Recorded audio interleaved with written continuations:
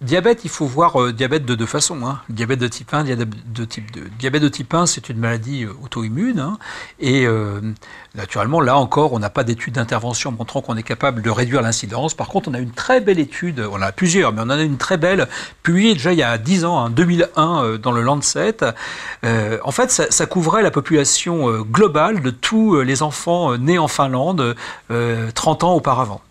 Et pendant la première année de vie, ces enfants, ils ont reçu soit 2 unités de vitamine D, soit 400 unités de vitamine D. Et encore, hein, parmi ceux qui recevaient 400 unités, il y en avait qui n'ont rien reçu du tout parce que les parents ne donnaient pas.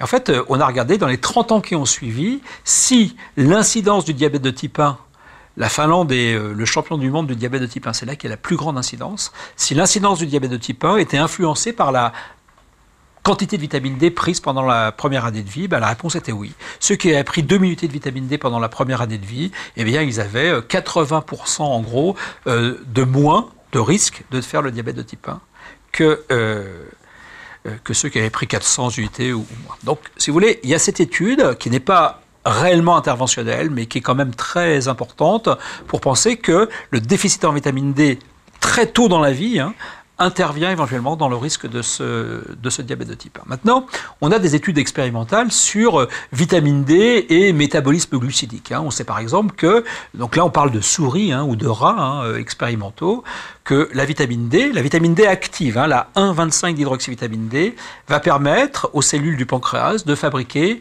mieux de l'insuline.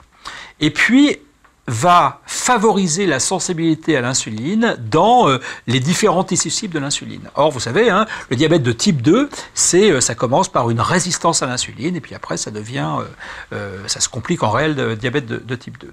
Et donc, on commence à avoir des études, cette fois, d'intervention. On donne de la vitamine D, on donne un placebo, évaluant si le traitement par vitamine D peut améliorer la sensibilité à l'insuline. Et je dirais ces dernières années, je crois que ça a commencé en 2007, mais on en a régulièrement, 1 ou 2 par an, qui nous disent oui, qui associe ça.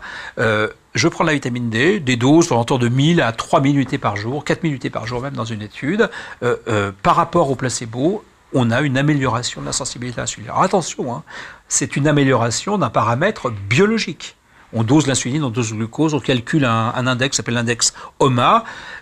C'est pas parce qu'on a une amélioration de l'index OMA qui témoigne de la sensibilité à l'insuline qu'on va avoir réellement une réduction du diabète de type 2. Mais c'est un paramètre qui va dans ce sens-là en tout cas.